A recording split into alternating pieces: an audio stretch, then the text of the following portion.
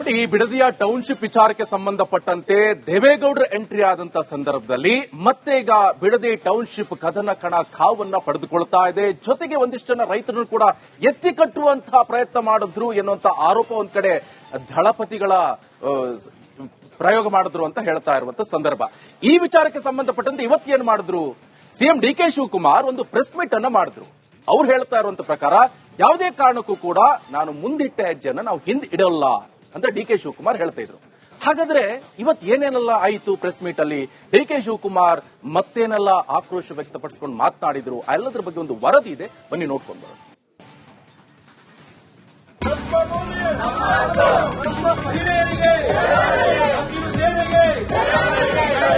Bidadi township ವಿರೋಧಿ ಹೋರಾಟಗಾರರು ಮಾಡು ಇಲ್ಲವೇ ಮಡಿ ಹೋರಾಟಕ್ಕೆ ಮುಂದಾಗಿದ್ದಾರೆ. ಕಳೆದ 500 ದಿನಗಳ ಹಿಂದೆ ಬೈರಮಂಗಲದಲ್ಲಿ ಹಚ್ಚಿದ ಭೂ ಸ್ವಾಧೀನ ವಿರೋಧಿ ಬೆಂಕಿ ಇನ್ನೂ ದಗದಗಿಸುತ್ತಿದೆ. ಈ ನಡುವೆ ಹೋರಾಟಕ್ಕೆ ಮಾಜಿ ಪ್ರಧಾನಿ ದೇವೇಗೌಡರು ಎಂಟ್ರಿ ಕೊಟ್ಟಿದ್ದು ಸರ್ಕಾರ ಯೋಜನೆಯನ್ನ ಕೈಬಿಡುವಂತೆ ವಾರ್ನ್ ಮಾಡಿದ್ರು. ಆದರೆ ಇಂದು ಪ್ರೆಸ್ ಮೀಟ್ ಮಾಡಿದ ಡಿಕೆ ಶಿವಕುಮಾರ್ ನೋ ವೇ, ಚಾನ್ಸೇ ಇಲ್ಲ ಅಂತಿದ್ದಾರೆ. ಬಿಡದಿ ಟೌನ್ಶಿಪ್ನಿಂದ ಹಿಂದೆ ಸರಿಯದ ಸರ್ಕಾರ, ರಾಜಕೀಯಕ್ಕೆ ಬಲಿಯಾಗಬೇಡಿ ಎಂದು ಸಿಎಂ ಮನವಿ. ಹೌದು, ಬಿಡದಿ ಟೌನ್ಶಿಪ್ ವಿರೋಧಿ ಹೋರಾಟಗಾರರಿಗೆ ಈಗ ಆನೆ ಬಲ ಬಂದಿದೆ. ಮಾಜಿ ಪ್ರಧಾನಿ ದೇವೇಗೌಡರು ಅನ್ನದಾತರ ಹೋರಾಟಕ್ಕೆ ಬೆಂಬಲಿಸಿದ್ದು ಹೊಸ ಹುಮ್ಮಸ್ಸು ಮಾಡುವಂತೆ ಮಾಡಿದ್ರು. ಆದರೆ ದೇವೇಗೌಡರ ಎಂಟ್ರಿ ಬೆನ್ನಲ್ಲೇ ಆಕ್ಟಿವ್ ಆಗಿರೋ ಸಿಎಂ ಶಿವಕುಮಾರ್ ಯಾವುದೇ ಕಾರಣಕ್ಕೂ ಮುಂದಿಟ್ಟ ಹೆಜ್ಜೆ ಹಿಂದಿಡಲ್ಲ ಎಂದು ಹೇಳಿದರು. ಇದು ಈ ಯೋಜನೆ ನನ್ನ ಕನಸಿನ ಪ್ರಾಜೆಕ್ಟ್ ಅಲ್ಲ. ಇದು ಯಾವತ್ತೂ ಕೂಡ ನಾನು ನನ್ನ ಕನಸಿನ ಯೋಜನೆ ಈ ಬಿಡದಿ ಟೌನ್ಶಿಪ್ ಅಂತ ನಾನು ಹೇಳೇ ಇಲ್ಲ.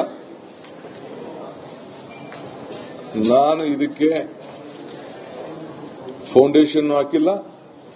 ನಿನ್ನೆ ಬಿಡದಿಯಲ್ಲಿ ನಡೆದಂತ ಘಟನೆ ನನ್ನ ಮನಸ್ಸಿಗೆ ಬಹಳ ನೋವಾಗಿದೆ. ರಾಜಕೀಯವಾಗಿ ಪ್ರೇರಿತವಾಗಿ ನಡೀತಾ ಇರುವಂತಹ ಒಂದು ಕುಮ್ಮಕ್ಕಿನಿಂದ ನಮ್ಮ ಅಧಿಕಾರಿಗಳಿಗೆ ಬೇಕಾದಷ್ಟು ತಂದೆಯಾದಂತಹ ಪಾಪ ರೈತರನ್ನ ತಪ್ಪುದಾರಿಗಿಡಿಯುವಂತಹ ಒಂದು ವ್ಯವಸ್ಥೆ, ದೊಡ್ಡ ಸಂಚು ನಡೀತಾ ಇದೆ. ನಾನು ಸ್ವಲ್ಪ ಬೇರೆ ಎಲ್ಲ ನಾನು ಮಾಡಕ್ ಹೋಗಲ್ಲ. ನಾನು ರೈತರಿಗೆ ಅಪೀಲ್ ಮಾಡ್ಕೊಳ್ತೀನಿ, ದಯವಿಟ್ಟು ನಿಮ್ಮ ಹೋರಾಟ ಧರಣಿ ಎಲ್ಲ ಬಿಟ್ಟು ನಿಮ್ಮ ಬದುಕನ್ನ ನೀವು ಕಟ್ಕೊಳ್ಳಿ, ಅಷ್ಟೇ ನನ್ನ ಅಪೀಲ್. ಸುಮ್ಮನೆ ಇವ್ರು ಯಾರೋ ರಾಜಕೀಯಕ್ಕೋಸ್ಕರ ನಿಮ್ಮನ್ನ ಬಲಿ ಕೊಡ್ತಾ ಇದ್ದಾರೆ. ನೀವು ಬಲಿ ಆಗ್ಬೇಡಿ. ಇವರು ರಾಜಕೀಯಕ್ಕೆ ಸಮಿತಿಯವರು ಬರ್ತಾರೆ, ಸಮಿತಿ ಮುಂದೆ ನಿಮ್ಗೆ ಏನ್ ಬೇಕಾದ್ರೂ ಹೇಳ್ಕೊಳ್ಳಿ. ಒಡೆಯದಾರೆ ಬೇಕಾದ್ರೆ ಬಂದು ನನಗೆ ಹೊಡೀರಿ, ಏನ್ ತೊಂದರೆ ಇಲ್ಲ. ಇನ್ನು ಪ್ರೆಸ್ ಮೀಟ್ ವೇಳೆ ಕೇಂದ್ರ ಸಚಿವ ಕುಮಾರಸ್ವಾಮಿ ಅವರ ಹೇಳಿಕೆ ಪ್ರಸ್ತಾಪಿಸಿದ ಶಿವಕುಮಾರ್, ನಾನು ಮುಖ್ಯಮಂತ್ರಿಯಾಗಿರುವುದನ್ನ ಕೆಲವರು ಸಹಿಸುತ್ತಿಲ್ಲ, ಮತ್ತೆ ನನ್ನನ್ನ ಜೈಲಿಗೆ ಕಳಿಸೋ ಷಡ್ಯಂತ್ರ ಮಾಡ್ತಿದ್ದಾರೆ ಅನ್ನೋ ಬಾಂಬ್ ಸಿಡಿಸಿದ್ರು. ನಾನು ಸಿಎಂ ಆಗಿರೋದು ಪಾಪ ಕೆಲವರಿಗೆ ತಡ್ಕೊಳಕ್ ಸಾಧ್ಯನೇ ಆಗ್ತಾ ಇಲ್ಲ, ನಿದ್ರೆ ಬರ್ತಾ ಇಲ್ಲ. ಈ ರಾಜ್ಯದ ಅಭಿವೃದ್ಧಿ, ಜನ ತೋರಿಸಿರೋಂತ ಪ್ರೀತಿ ಸಹಿಸಕ್ ಆಗ್ತಾ ಇಲ್ಲ. ನನ್ನ ಜೈಲಿಗೆ ಕಳಿಸಬೇಕು, ಜೈಲಿಗೆ ಹೋಗೋದಕ್ಕೆ ಎಷ್ಟು ವರ್ಷಗಳಿಂದ ಸಂಚುಗಳು ನಡೀತು ಅನ್ನೋದು ಕೂಡ ನಾನು ಇನ್ನೊಂದು ದಿನ ನಿಮಗೆ ವಿವರಿಸಿ ನಾನು ತಿಳಿಸ್ತಾ ಇದ್ದೇನೆ.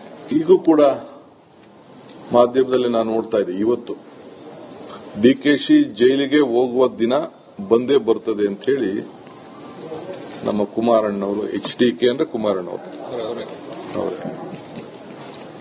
ಅವರು ಹೇಳಿದ್ದಾರೆ. ನಾನು ಸ್ವಾಗತ ಮಾಡ್ತೇನೆ. ನಿಮ್ಮ ಆಸೆಗೆ ಒಳ್ಳೆಯದಾಗಲಿ. ಸಿಎಂ ಡಿಕೆ ಶಿವಕುಮಾರ್ ಕುಮಾರಸ್ವಾಮಿ ಅವರ ವಿರುದ್ಧ ವಾಗ್ದಾಳಿ ಮಾಡಿದ್ರೆ ಮಾಗಡಿ ಶಾಸಕ ಬಾಲಕೃಷ್ಣ ದೇವೇಗೌಡರ ವಿರುದ್ಧ ರಾಂಗ್ ಆಗಿದ್ರು.